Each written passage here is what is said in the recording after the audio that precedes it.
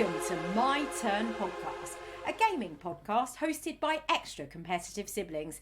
I'm Jem, and today I'm joined by my brother from another mother, Tim! Hi, sister from another mister. How you doing? I'm alright, mate. Had a couple of false starts there with the intro, but we got there in the end. You have to get just the right level of gin in you to be able to flow into it without going too far. That was the problem. Your levels weren't quite right. No, I've had one mouthful of gin now, Tim, exactly. So, I mean, that's just about hit the bloodstream. All will be revealed as to why I'm so flustered and at 6s and 7s at the top of this podcast, because I've got some things to talk about when we get to my game review. But thank you, listeners, for joining us. This is a gaming podcast, and this is now our 4th series. Woo! Whoa. I know, it's pretty good, eh? Sadly, we are still in kind of partial bits and bobs lockdown. But the good thing about that is we can play loads of games. Yeah, always an upside. Always an upside. And also the weather is pretty horrific recently. So I'm quite enjoying just sitting on my sofa playing games. Yeah, I've got to say it's been glorious today, though. I went out and enjoyed the sunshine, and I had some mulled wine, and I looked at Christmassy flowers. Oh, yeah, 'tis the season. Yeah, not much to look at around here apart from really garish decorations. That's the sort of different kinds of place that we live in. I went for a stroll around the market and came back with some Ilex. Oh, nice. Yeah, when I take the dog out, I count how many of those horrid door bows have been put on this year. No, right. I mean, I'm sorry if you think they're nice, listeners. They're not. They're horrible. And by the end of the season, they're just covered in mud and rain. And they just end up in the bin. They're disgusting. Yeah, one of my neighbours has got a full Santa scene on their roof. And they live in like a really small... Oh, if you can hear that, it's my dog just drinking water in the background there. Thanks, Penny. Thanks. It's a nice little heckle. Yeah, but this small little terraced house. And now he's being sick on the floor. Lovely. No. He's a real contributor to this podcast. He really is. And it wasn't actually a proper sick either. It was just like the sound of him being sick. Nothing came out, thankfully. Gagging. He's gagging over your eleganza. That's what's happening. I mean, this is the life I lead now. It's so glamorous. Every Zoom call, every meeting I have now is heckled by the dog. He fully jumped on my lap earlier while I was in the middle of work. Yeah, there he goes again. Just dry retching, mate. I mean, basically, he was coming out in sympathy for how bad the decorations are of one of my neighbours. It is just horrific. I feel you. I'm not a lover of plastic. Yeah. And not just for the environmental reasons. I just don't think it looks very nice. I'd rather have natural grown things. And like I make my own Christmas tree decorations from oranges and cinnamon sticks and things like that, you know? You're very middle class. I like class, all the real Jim. Things. Real things. I don't think it's middle class to make a decoration out of a 15p orange. It's not a class issue. It's a I'm not buying your plastic crap issue. But it does mean you've got time to make them. How long do you think it takes to make them? I'm just playing devil's advocate. I mean, you're not working 4 jobs. That's all I'm saying. If I've got a nice big moussaka in the oven because I make dishes out of lentils that are not pre-soaked and I don't buy ready meals, then while the oven's on, I might as well put a layer of orange slices in that I got from my leftover veg box to make some nice decorations. I can't be doing with this all, you know, you've got time, it's a class thing. That's utter rubbish. Told by lazy people. Well, I'm obviously lazy then, Tim. I'm so sorry. Yeah. I'm just lazy. I'm not pulling my weight. But what is your favourite decoration that you've personally got in your house at the moment? Well, I haven't gone fully into it yet. It's building up over this week, so I have to say the big stalk of Ilex I just got today because it's new. and it's very pretty. They're the ones that are like big twigs with tiny red berries on them. And because I've got white walls and a tall vase, it kind of stands up nicely against the wall and it looks real pretty. It's very erect. It's very erect with a slight curve to it, because that's how we like it. On that note, what games are we going to talk about today, Tim? Well, you told me that you were going to do a co-op one. Yeah. So I thought I would also offer a co-op experience that I got into a couple of months ago. Shall I tell you what it is now? Yeah. Should we go in? All right. Yeah, let's go in. I'm going to be talking about Man of Medan, which is the first in a reportedly 8-part anthology series called the Dark Pictures Anthology. And it was released last year, the first part. The second part was actually released this October, but I haven't played that yet. It's available on Windows and Xbox and PlayStation. It's come to us from Supermassive Games and Bandai Namco. Supermassive were the people who did... I've forgotten what it's called. That's a great start, isn't it? It'll come to me, so I'll leave that and come back, but you will know. Is Dark Pictures the same thing that did the game that I reviewed a few months ago? Yes. Until Dawn. Until Dawn, that's the one I was trying to think of. Yeah, they did Until Dawn in 2015. Oh, yeah. And off the back of that, these are the new ones you got. And I remembered some of the reasons you didn't like Until Dawn. So no spoilers So for Until Dawn in this one. But if you want to know what I thought of it, go back. I think it was our Halloween. Was it a Halloween episode? No. We had some horror games in that episode. It's called like Death and Games or something, that episode. But anyway, go check back. It will be in the show notes this year. That's right. So it's from those people. Okay. And it can be played single player or multiplayer. And I played it multiplayer, and there are different varieties of that on the Xbox One because it's on Game Pass. Great. And this was the first one you said in that series? Yes, that's right. Interesting. So reportedly they're not actually connected. It's not like an ongoing serial, but there is some connection in that I've at least noticed that there's a curator who's telling the stories, played by the same actor throughout the series, it would seem. Yeah, they seem, I mean, just from looking at it externally, they seem also sort of stylistically connected. But we'll get into that later. So in a nutshell, what kind of game is this? It is an interactive drama. It's narrative. It's a survival horror-based game. And the premise of it is that you are a group of 5 people who have gone on an underwater diving expedition in South Pacific Ocean. And you're looking for a submerged World War II plane wreck. It's 2 sets of siblings, which includes a couple. And there's also a captain of the boat who is very wary that you probably shouldn't be out there diving. And before too long, you have an encounter with some pirates, and not the jolly Sea of Thieves kind. Not that No R-ing. I was going to say I drank 0 rum, but that's possibly not true, given how I was playing it. And before long, you find yourself in a sort of ghost ship environment where you're lost and trying to fight your way out, and you've got 2 sets of antagonists because you've got the pirates, but you've also got what may be a haunted ship or maybe your own hallucinations. Ooh. So that's the plot.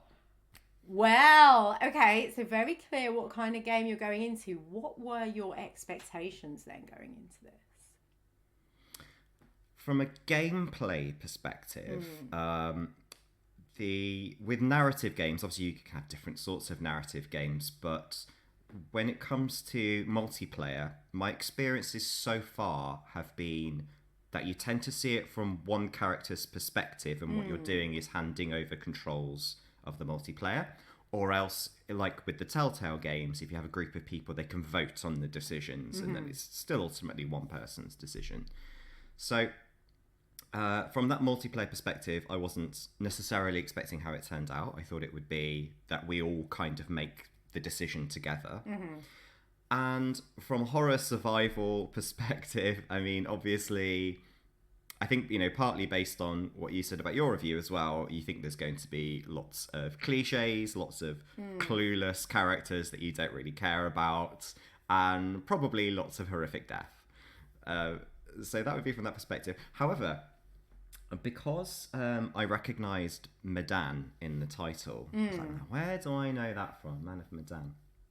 And the story is based on an urban legend about the Orang Medan. And I did recall that because it's one of those ghost ship stories that's the basis for a lot of ghost ship films. Right. If you end up seeing them. I mean, anything that's... the ghost ship, for example. Yeah. Anything that's sort of after the Caribbean ships, the East India Company ships. Well, it's still East India Company, actually, but because this one is from the 1940s. This story. Orang is Indonesian Malay for man, and Medan is the largest city in Sumatra, so it does mean Man of Medan, Orang Medan, the ship. It's very urban legendy in that there are a lot of reported sources of someone said, but there is actually no paper trail for this ship at all, so... Probably not true, but obviously these stories tend to get warped from other stories that people have told them. They tend not to be entirely fictional. So it leads to lots of kind of... That story in particular, the story wasn't just, a ship sank and people died and they were found.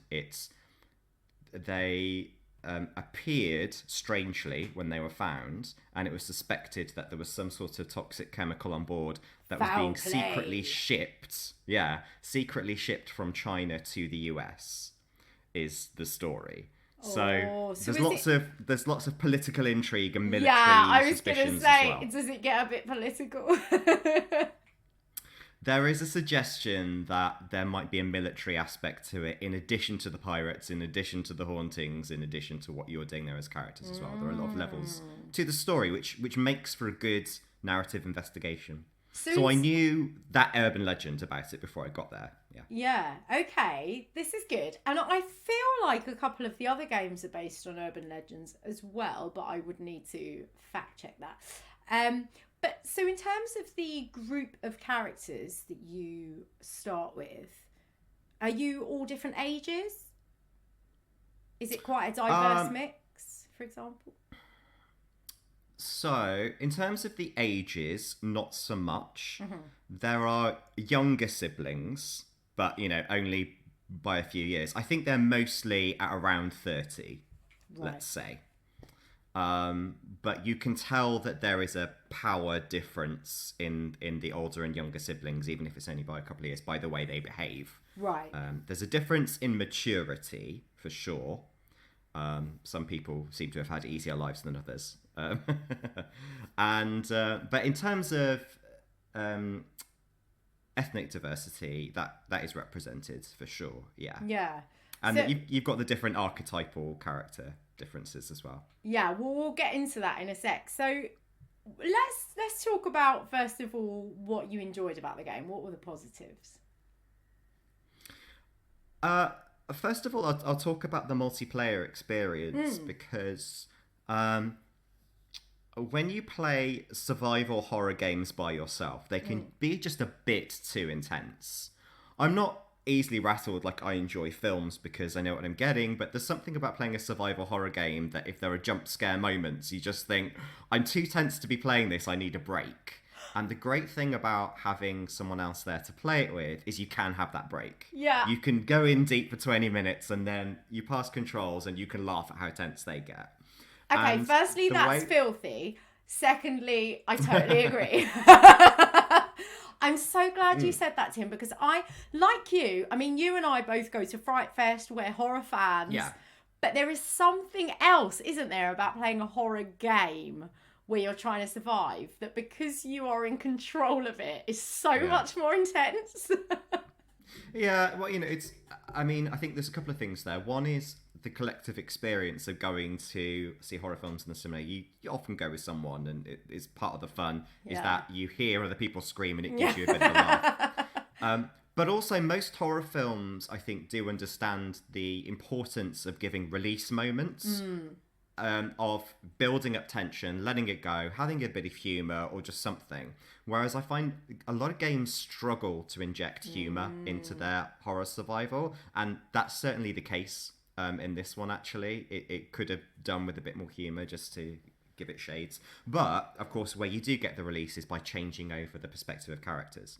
So you actually get to play as all 5 characters. And you can... So there are different modes on multiplayer.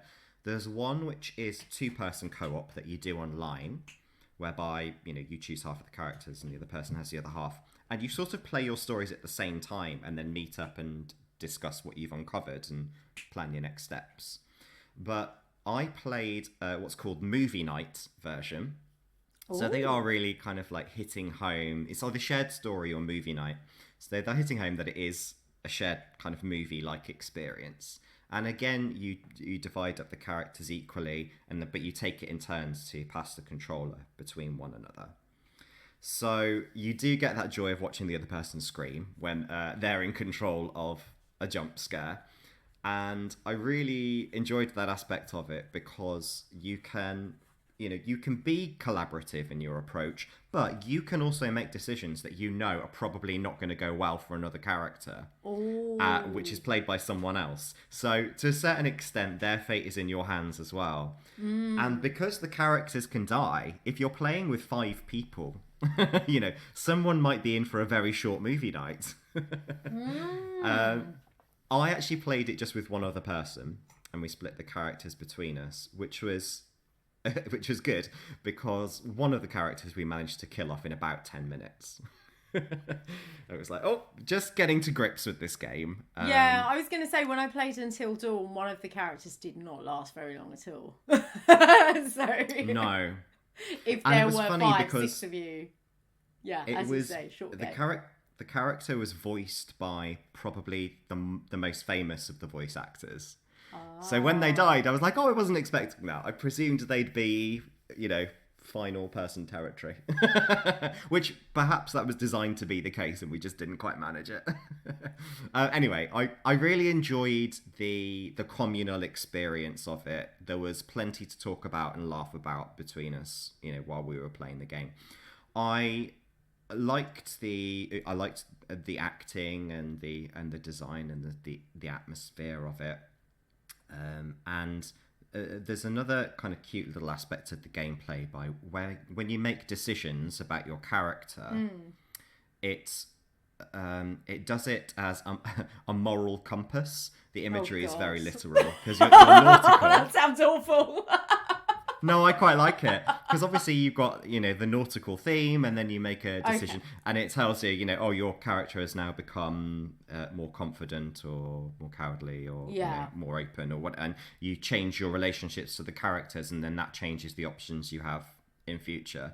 It's a bit literal as metaphors go, but I liked it. I saw that aspect of it. Again, that's exactly the same as in Until Dawn. That thing where you can look at the scale of like how brave your character is now and how giving your character is now. Yeah, it's good when you've got that to talk about with other people as well, because you have to give it meaning. Like the meaning isn't clear, which could be a criticism that you make these decisions. It tells you something about your character, but you don't ultimately know what it means. But I think that's over to you to kind of have that discussion. Another aspect I really liked was that you can, if you find certain paintings at different points in your turn, early on in your turn, it will give you a premonition as to the bad stuff that will happen to you, and it gives you a little clue as to maybe the paths that you should go down as you're making decisions. So that was quite fun as well, because they were kind of blink and you miss it premonitions. So it's another thing where you end up, anything that gives you more to talk to each other about what's going on is kind of a good aspect to that gameplay, I think. So again, exactly the same as Until Dawn. So they are just the same games in different settings. Well, I would have thought so. I mean, they're the same. They're the same makers, so it would make sense.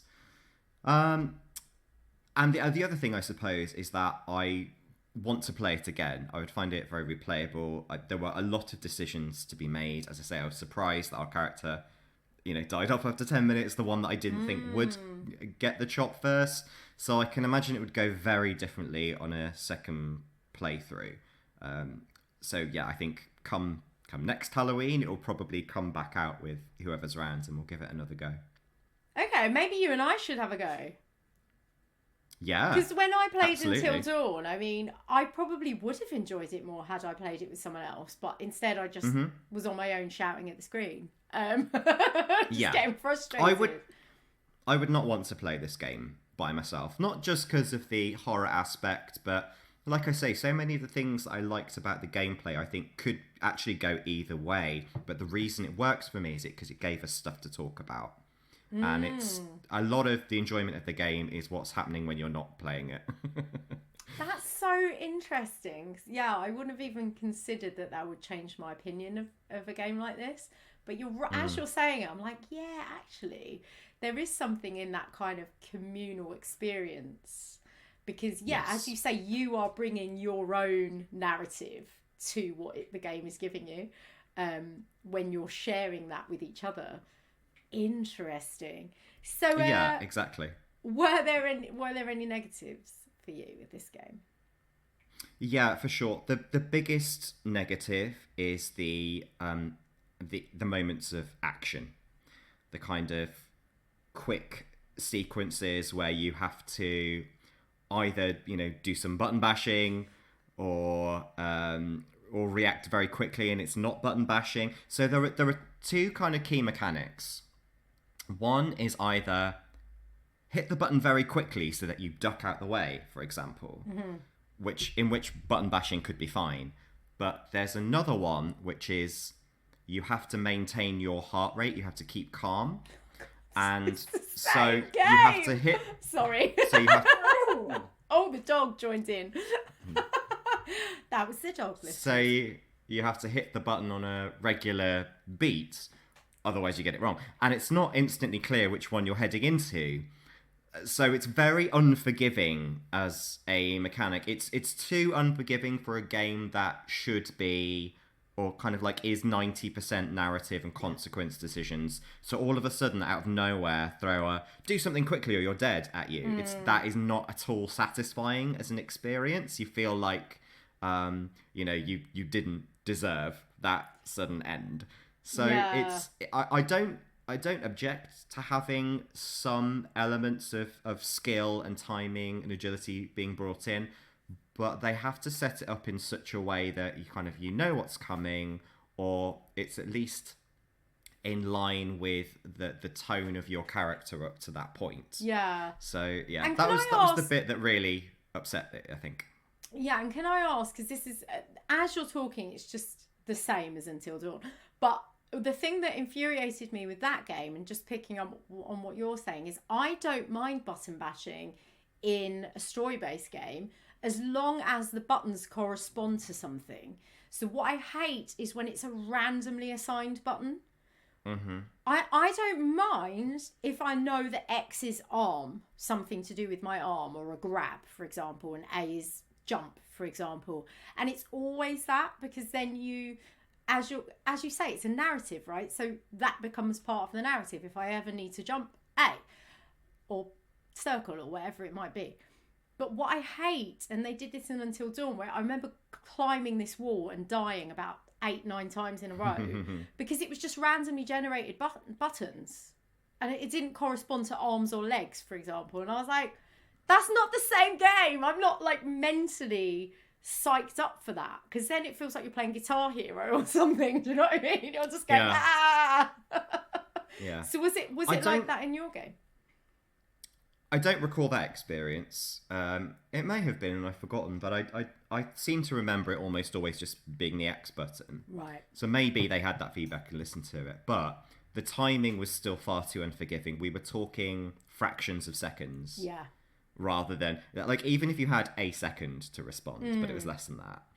And as I say, the way you input it kept changing, but you didn't have any warning. So it was, it's just a letdown if you've put so much time and discussion into how you think the story and your characters are developing, and then your game ends up stopping because you know, by the time you're 3 hours into the game, you've already had a couple of bottles of wine and you can't hit that anymore.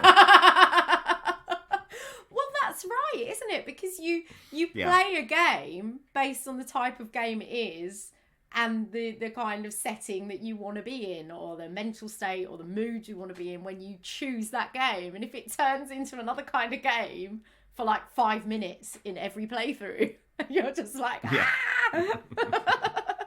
yeah, I totally get that point. And can I ask about how they did with characterization?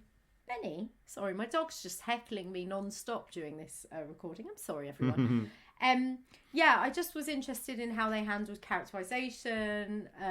Were they very archetypal, for example, like they were in Until Dawn, or were they more developed? And also how then that followed through with the dialogue choices.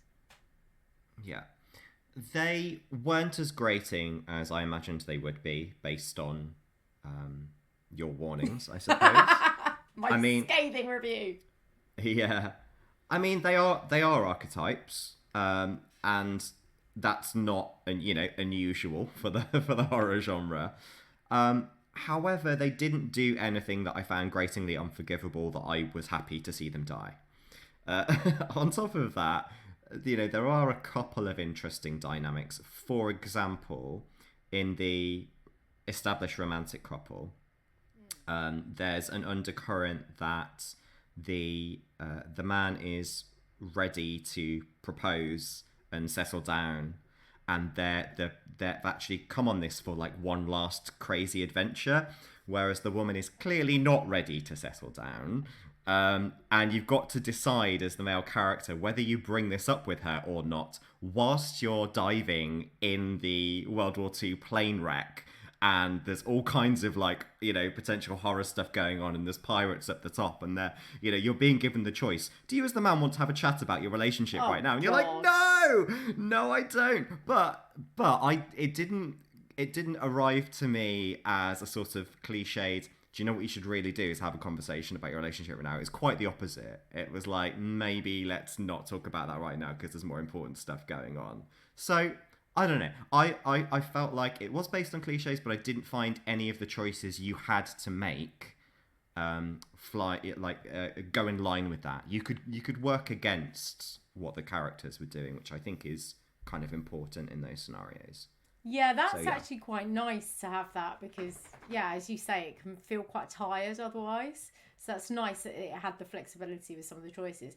So so you felt like that followed through with the dialogue as well. Yeah. I think it did. Nothing stuck out as being particularly memorable. I wouldn't go in and sort of praise the storytelling and the dialogue, but they've got some pretty good actors, like established actors playing the roles, who I think maybe they just handle it well enough that you don't notice it. Do you know what I mean? It's like you're so aware of the choices you have to make and the peril that you're in that maybe I just didn't really notice the dialogue quite so much. That's a good thing, though. If you don't notice dialogue, I would say it's probably a positive experience. I'm happy with that. I'm happy with that scenario. There are very few horror experiences where you come out of it and you go, do you know what's great about that? The dialogue. Even if it's a good horror film. Even if it's a good horror film, what you remember about good horror films is the suspense, the tension that's built up in the silence or the music or the spacing. I think even in horror films that I think are really good, I don't necessarily point to the dialogue. So Tim, before we round this up, is there anything that you think is necessarily good to mention about the game that you haven't covered already? I think the main thing is just what we've uncovered through our conversation is how important setting up the communal experience is. So, which is going to lead me straight onto who I'm going to recommend it for. Right. Which is for a party-like scenario. So look, I'm not saying bring it out on New Year's. I'm saying if you've got 4 other nerds that you want to get together with on Halloween, this is a great idea. It will take you from 8 p.m. into midnight, and you'll make progressively worse decisions probably because of the occasion. But I think with a game like this, that's the way you've got to look at it. I think if you're going to hit it intense single player and try to unpick, the logic and the character, then it's going to fall short. But as an alternative to playing Trivial Pursuit for the 27th time, I would say this is a great communal experience for lovers of horror. All right. Well, I definitely want to play either this or one of the other games of this. Yeah, only the second one got released in October of this year. And the third one will be released next year. Wicked. I'm just going to do a little pause because the dog, as you can hear, is just non-stop growling. Out you go. Technical difficulties, evil robots fuck you in the ear. Technical difficulties. So, Tim, I think that brings us nicely onto your rating. What would you rate this game? Well, I think it's a very specific experience to recommend. It's not easily recommended to everyone. I think the majority of people would not enjoy this game, as I've outlined kind of how you should embrace it. For that reason, I'm only going to give it a 6. Because I think if you're going to say, if someone comes to you and says, what game should I play? This is not going to be on that list. If someone says to you, have you got any ideas for Halloween night? I'll be like, yeah. So it's of limited use, is what I'm saying. I'm going to give it a 6. Yeah, okay, that's fair. I think I don't know I can't remember what I gave Until Dawn, but I think it was around about that as well. Thank you very much, Tim. You're welcome. So, in the spirit of co-op, I'm going to hand the control to you. Woohoo! I am talking about a game called A Way Out. Yeah. This is an... oh, go on. Sorry. No, I was going to say I'm glad you managed to find your way out and back to this podcast. But I almost started it and then I realised it wasn't a good thing to say and you'd already started, but then I made a noise and it all went wrong. It's okay. Listeners, we're doing this over Zoom. Occasionally there's a little lag. I don't know. We talk over each other sometimes. IRL podcasting is coming soon, I very much hope. But yeah, this game is it's described as an action-adventure game. It's developed by Hazelight Studios and published by EA. But it's the second video game to be directed by Joseph Fares, who is quite well known for directing a game called Brothers: A Tale of Two Sons, which was a beautiful little, very indie feeling co-op. And this is another multiplayer cooperative game. And in a nutberg, that's like half a nutshell and an iceberg. Just on the gin update, I've had 3/4 of the gin, so that's why I said Nutberg. Sure. Nutberg City. Yeah, it's stuck in my head now. I know. I love that song as well. I believe the phrase you were looking for was nutshell.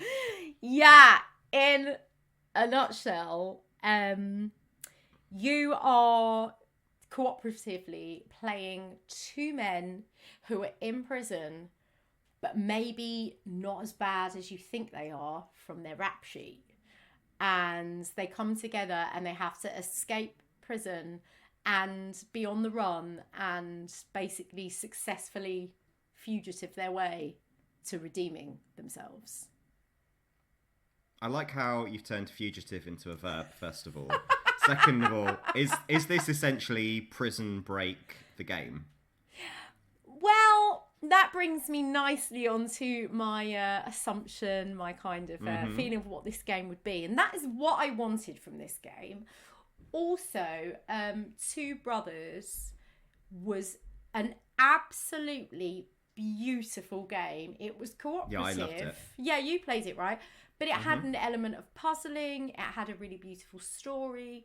The strength really behind the game was the sort of emotional narrative. I don't know if you felt the same, like this gorgeously solid and like compelling emotional narrative that ran through the game. And I thought, okay, so they've brought this one to an American, it's like set in a US prison, which doesn't excite me. I feel like, I've seen so many films like this. I just thought, well, but it's the guy that did Two Brothers, so it must be good. There'll probably be some puzzling, because that game, there were a few bits that were quite tricky to work out what you needed to do and how you needed to cooperate, in what order you needed to do complete actions, for example, to get through certain levels.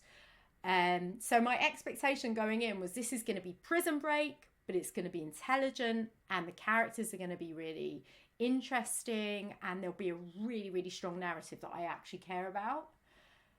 So that was what I thought going in. That's a very pointed section on expectations, I'm going to say. Yeah, I mean, I'll start with what I liked about it, shall I? I'm going to say, let's go through positives first. Let's get the positives out the way, I feel, before you continue. So, I don't think there's enough story-driven local co-op games that are good and that are well made.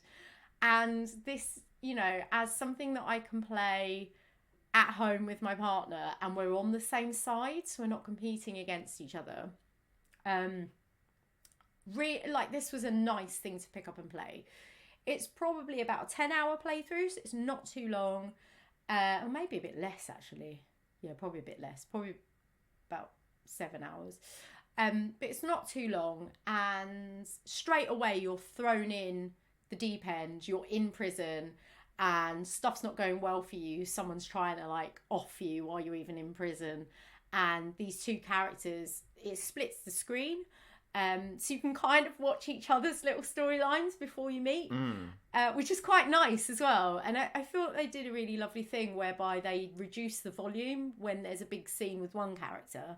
So you can carry on playing, but you can hear the other characters sort of, if it's a big story point, for example, you can then hear the conversation. So that was quite nice.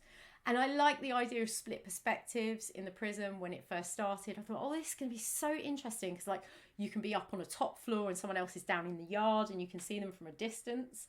And things like that, like moving through the same space as different characters.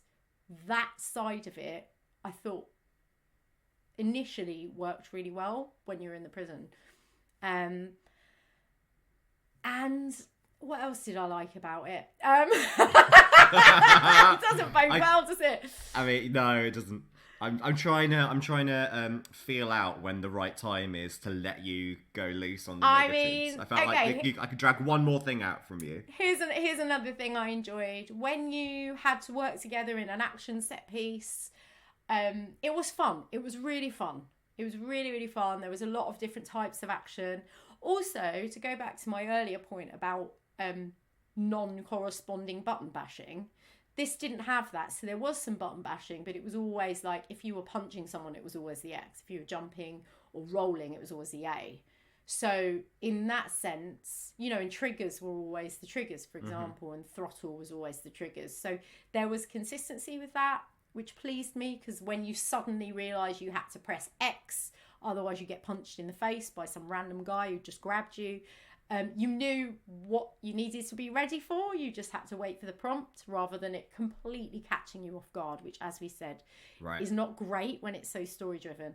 And there was a bit of sneaking, which was enjoyable for a while. And there were different kinds of action set pieces. One of my favourites was very early on in the game. You sort of shimmy back to back up a kind of almost like a vent, like a elevator vent or something like that, and you shimmy back to back. I think like most of us tried to do that as a kid with like a friend or a sibling. So that was quite fun.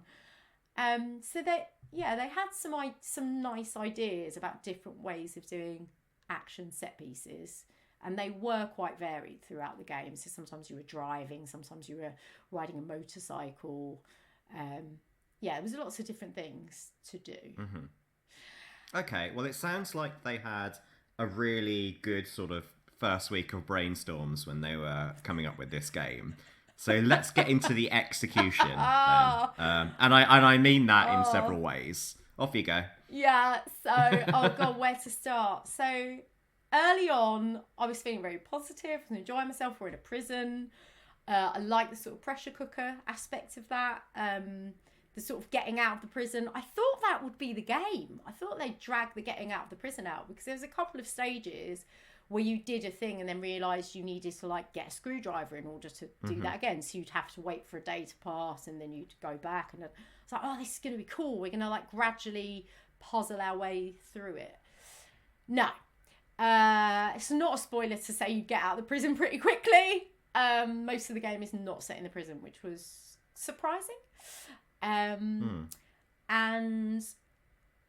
I guess the biggest disappointment for me, based on my expectation of this game, because of how much I cared about the characters in Two Brothers, was that these two characters you're given, Leo and Vincent, they are such American prison break movie cliches that I just didn't care.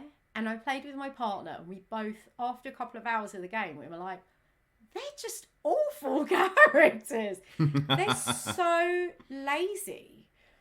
And I wasn't sure if that was a non-American trying to do something more American. I need to look more into that. But it was just like, if you ask someone to give you an example of what an American prison movie might be like and suggest two characters, it feels like they would just be the most obvious characters.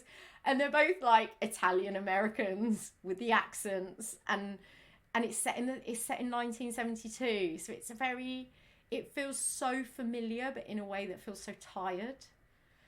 So immediately, like after probably the first hour, I thought, oh, when are we going to get that nice storytelling? When are we going to get that emotional investment?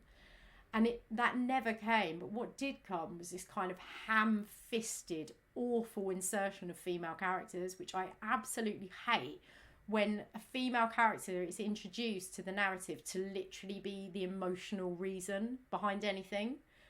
And this happens a lot in, movies, especially older movies. Oh, it was so awful. When they started basically bonding over their wife troubles, we just rolled our eyes. And they were just, and this wasn't part of the gameplay. This was added in to give the characters layers. But what it did was the opposite. It made them these kind of two-dimensional guys that got involved with a bad crowd, but they'll do anything to save their wife and child. And look, that again, this is not a spoiler. You get this really early on. There was a lot of eye rolling, because this wasn't just a story thing. This was so many cutscenes of having to endure an emotional moment with a guy feeling sad because he has a wife and child. It was so... And then there were moments of action where your action was have a conversation with your wife and child. And it's just like... Could you choose not to? It was painful. No, you had to.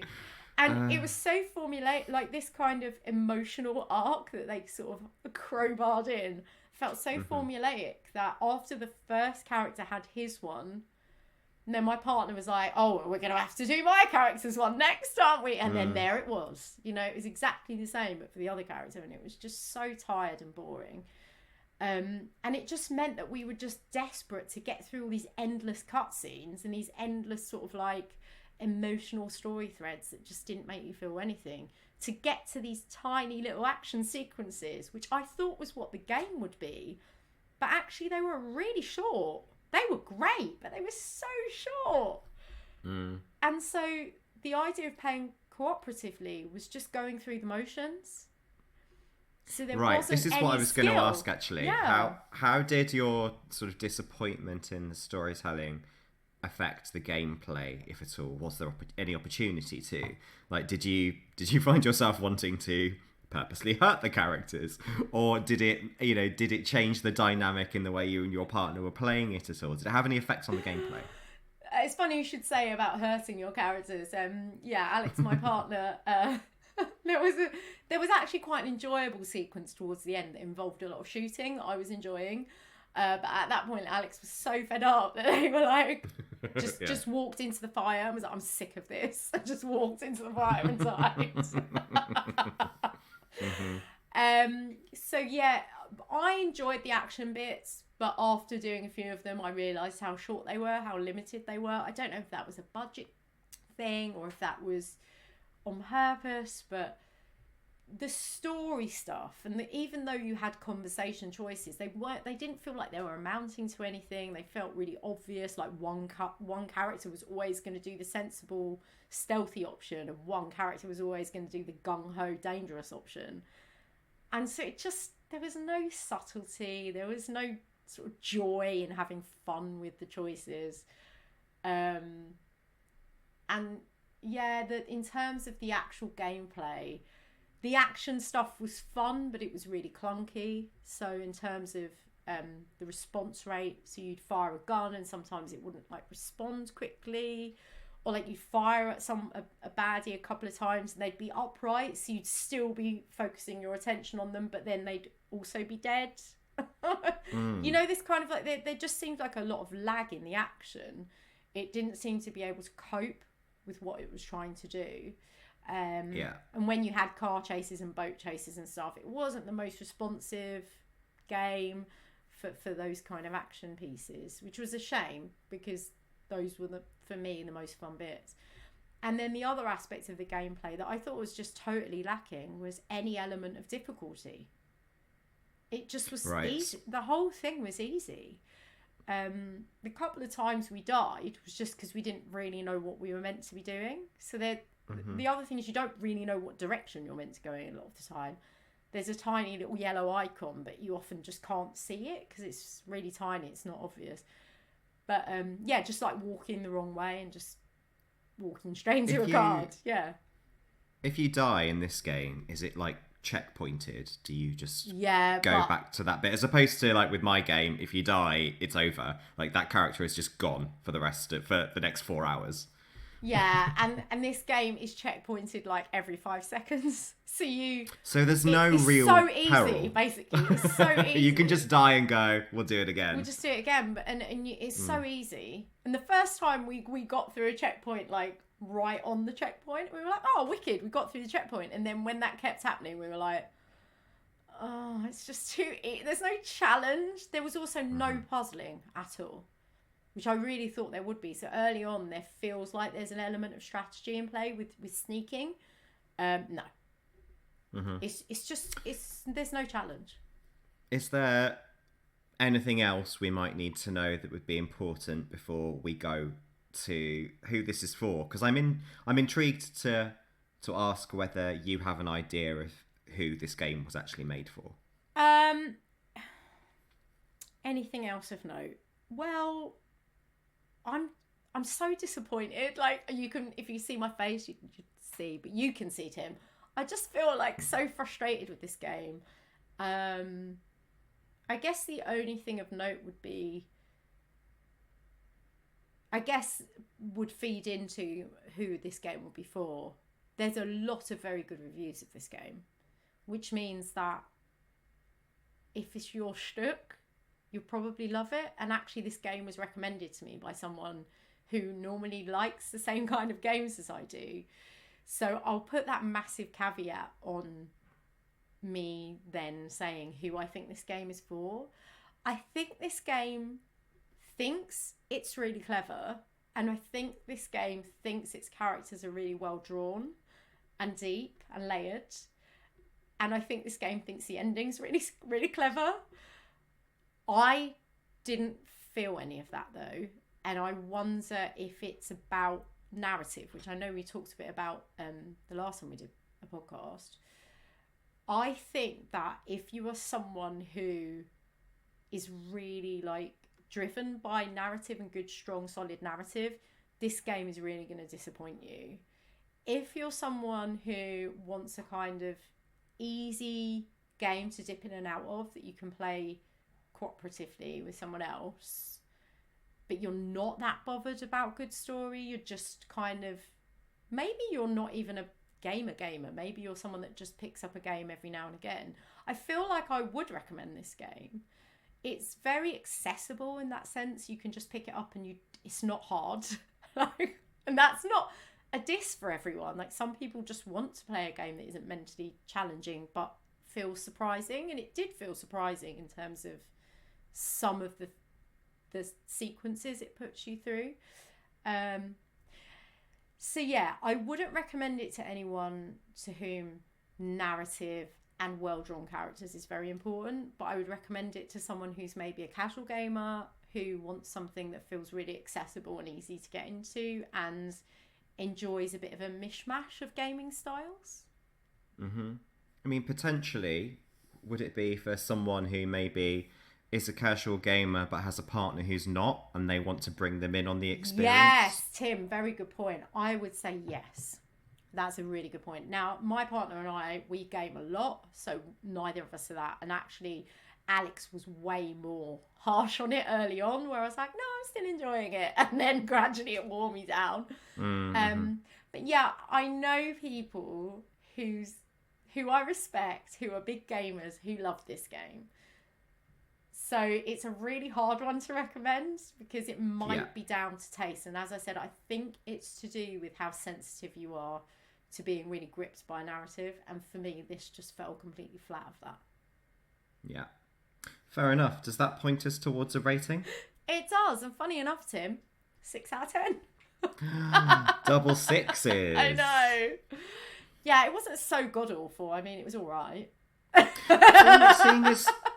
Seeing as we've both had 6 worthy co-op experiences that we have both played like on the sofa, like a movie night thing, maybe we should think about like what constructively we could ask for that was missing from those experiences that we would want for a really good side-by-side narrative co-op game. I know what mine would be, and that is a challenge, like a brain challenge. I think that puzzling in these situations is really useful, as is strategy. So like a kind of puzzle element in strategy is really enjoyable when you're working together to solve it. How about you? Yeah. I mean, aside from all the obvious stuff, like we want good narratives, we want good gameplay, all that kind of business, I think one of the things that's fun about gaming with other people is realizing the different ways that you behave, the different ways you react to intense situations, the different ways you like to solve puzzles, the different moral choices you make. And I find that like a lot of that can happen as you go through games, but what I'd be interested to see is how much of that you can do before you establish your characters, before you choose your characters. Like, is there a scenario in which you get tested on a few options first and then they go, right, this is going to be the character for you? And either that could go in line with the way you normally behave, or it could be the opposite of it.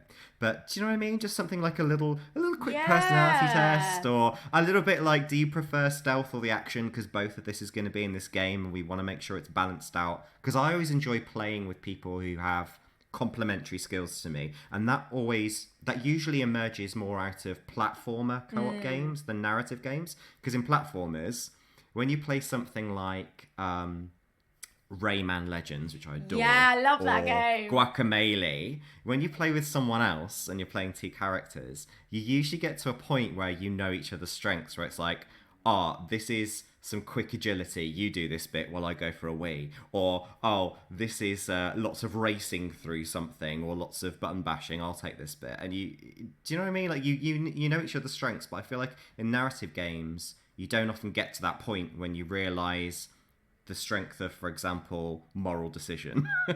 Yeah, absolutely. So yeah, that would be my take on it, I think. Yeah, it would be nice in those kind of games, especially those games that are sort of tapping into a filmic narrative style, to have that opening scene where you could be free and learn what each character does and maybe take a turn on each one and then decide. That would be so cool, wouldn't it? Yeah, sort of exactly. arriving to the log cabin. That bit when you don't know what anyone's agenda is yet, and then like figuring that out and then making your choices. Quite like that. I also think, for people like you and I who have quite dark sensibilities and would maybe quite happily send the happy cheerleader to her death or whatever. Giving yourself a set of objectives at the beginning, like, I want to embrace the dark humour, or I want to defeat the bad guys and have a happy ending. So like, even if there are different paths you can go down, which I think a lot of narrative games do now, they give you a lot of different endings, a lot of paths. But what they don't do is allow you to set what kind of film you want to go and see, whether you want to go to Fright Fest or whether you want to go to Love Actually. Yeah, right. Yeah, and even if there was a bit more joy in that unlocking those aspects, I feel like, let's just write our own game, Tim. I think that's the solution. Yeah. And on this note, what is your favourite armchair co-op or online co-op game? It's definitely Rayman Legends. The number of hours of hilarity I have played in co-op. I don't know if you've ever played it fully, but one of the last levels you can play. So there are these sort of like end of section levels that are musical, and they're brilliant because to be able to sort of plan out when you're meant to jump, or duck or shoot or whatever, visually would be impossible. So you have to listen to the music and go with the rhythm.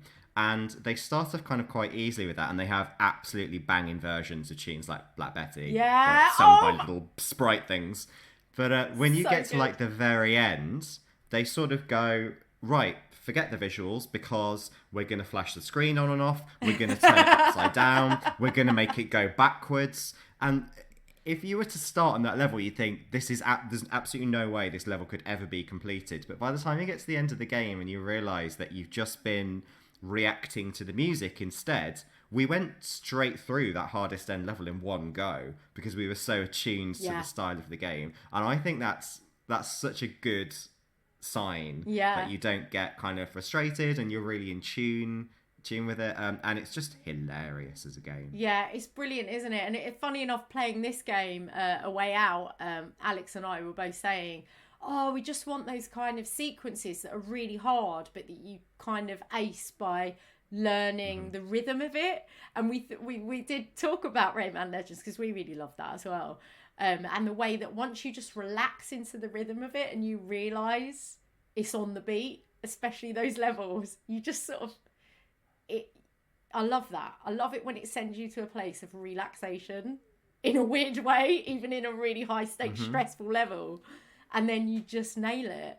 And a bit like those kind of Tomb Raider chase sequences of action where you just sort of have to find the rhythm of when she's going to jump onto a platform, when a building's going to collapse and she has to like clamber over it and stuff like that. But for me, I would say Rayman Legends 2, and then also I absolutely love Overcooked. You played that? Yeah. Oh, yes, I have played that on co-op online. Yeah. Oh, I love it. But Alex doesn't like it. It's too stressful for him. But I absolutely... So when I played that with my brother, Bilen, and I absolutely loved it. You just get into that mode where you're like, okay, you're on burgers, you're on washing up. Go. Yeah. Yeah, exactly. Really it really hard. tests your communication skills. Yeah. I know a lot of people that have fallen out playing. Yeah, me and Alex nearly because they realised like the communication skills weren't quite as telepathic as they wanted them to be. So it's a test of that. It's also a test of I think your sense of humour, like how willing you are to be angry and then instantly laugh about it. Yeah, absolutely. It's quite cathartic. So yeah, if you haven't played either of those games, do check them out. Overcooked, there's 2 versions of that now, and I think they're quite cheap now. That's you can play that on Nintendo Switch and Xbox, I think. Yep. I'm not sure about PlayStation.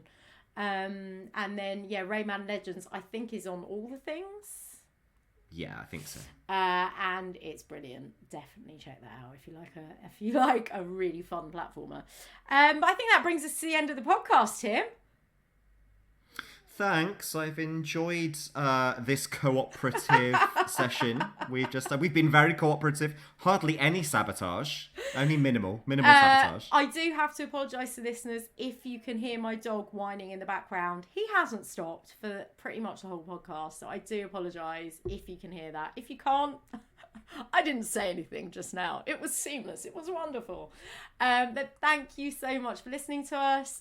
If you liked it, which I'm sure you did, give us a 5-star review on iTunes. What will they get if they do, Tim? A hearty round of applause.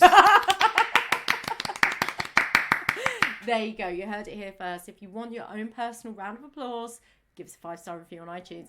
It's available on all the platforms. Recommend it to your mates. And also let us know if there's a game you think we should be playing which we haven't played yet. We've done quite a few of these now, so look at our back catalogue if you want to check out some games, some older games that you might want to play. Or just, tell us what you think. If you totally agree or disagree with us, if you think the games we reviewed today are like 10 out of 10 games, let us know. We might not agree with you, but we want to hear about it. But anyway, thank you very much for joining me again, Tim. A pleasure. Thanks for having me along. Always a pleasure, Tim. I'm going to refresh... Keeps me out of trouble. Well, yeah, I was just about to say I'm going to refresh my gin and then we're going to watch Strictly together, right? Yeah. Yeah. I just finished a bottle of wine, so I've now got the choice of opening another one, in which case, oops, I've opened a bottle of wine, better finish it. Or to join you on gin, and I haven't decided.